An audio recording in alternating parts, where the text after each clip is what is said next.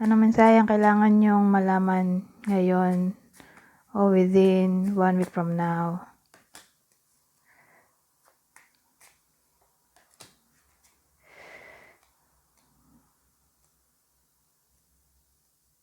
Constancy.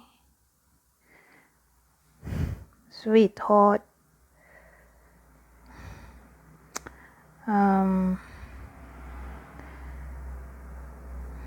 Ang dating sa akin within 1 week from now, yung babaeng lava o lover, maganda naman ang intention.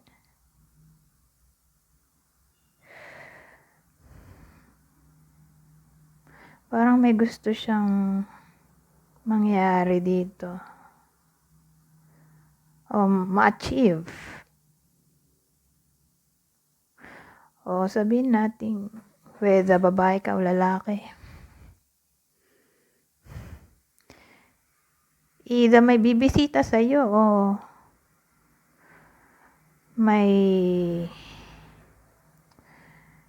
makikita ka, nakakilala mong babae somewhere habang nagagala ka.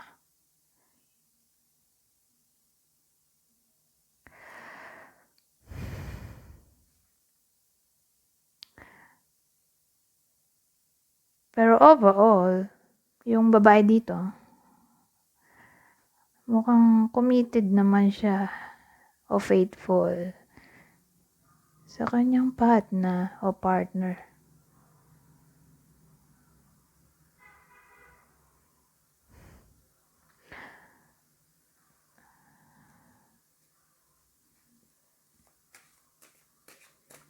Pero yung yung bibisita o yung makikita nyo somewhere habang nasa labas kayo o gumagala, babae yon. Babae mo likely 29 years old and below yung edad. Pero regardless kung anong age, basta babae.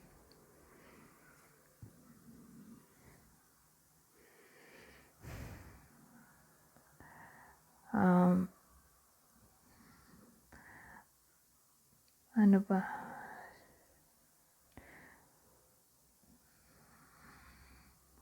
O sabihin natin di pa kasal yung babae dito. Ngayon, may love tayo dito. Surprise love. Masa-surprise yung iba sa inyo when it comes to love. Ay, surprise daw. Love.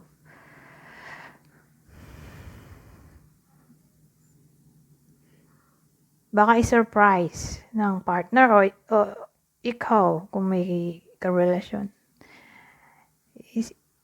Baka i-surprise mo yung partner mo. Ewan ko.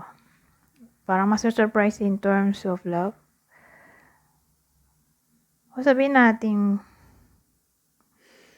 yung crush ay type ka rin. Surprise eh. Parang unexpected. O sabihin natin magugulat yung iba sa inyo. Masa-surprise. Kasi parang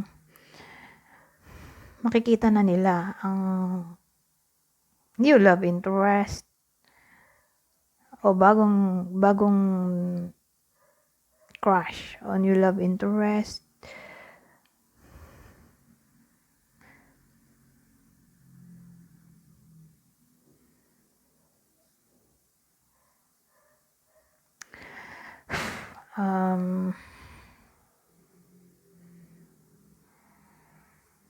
Parang ano to eh.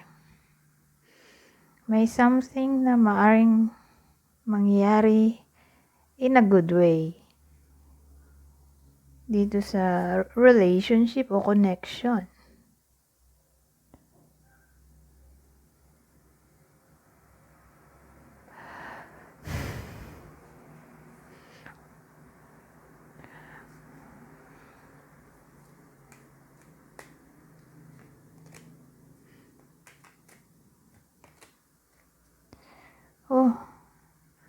May ano tayo. Service enemy, oh. Nangyari. Parang ano. May nagbabadya.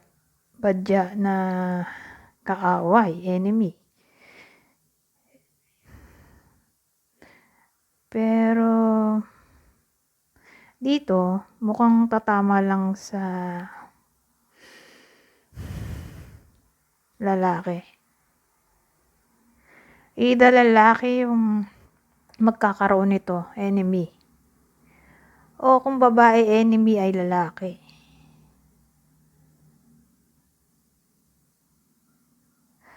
Probably ka-workmate o pares ng course.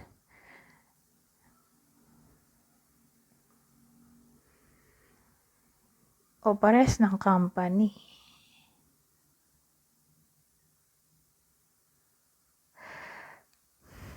Parang fake friend ba?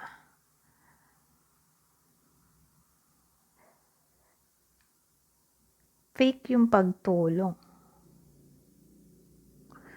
Pwede nga rin close friend to actually. OMG. Sabagay. Nangyayari talaga yan sa totoong buhay. Na ang kaaway mo pala ay kaibigan mo. Oh my God. Lalo na yung mga best friend. Naturingan pa ng best friend. OMG. But anyways, hindi naman lahat ay ganito. Okay? Hindi naman lahat ay tatama ng reading na to. Pero yun nga lang, hindi natin alam kung kanino tatama. So, pwedeng tumama sa inyo to. O sa someone na kakilala ninyo. So, beware. Okay?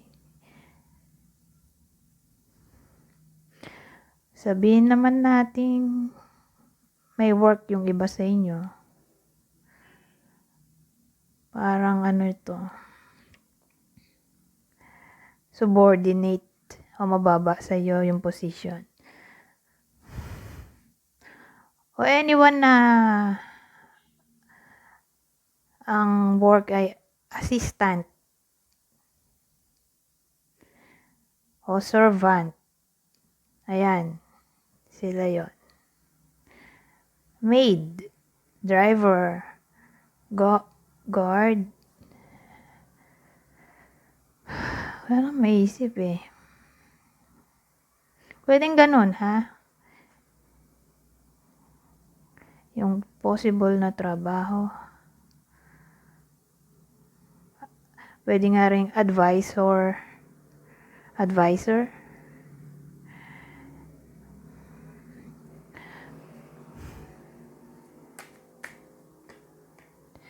Love spell. Ano to? Love spell, give it time. Well, yung iba sa inyo gumagawa siguro ng ganito, love spell o nakikinig ng subliminal music. Parang may ritual na ginagawa. Magic.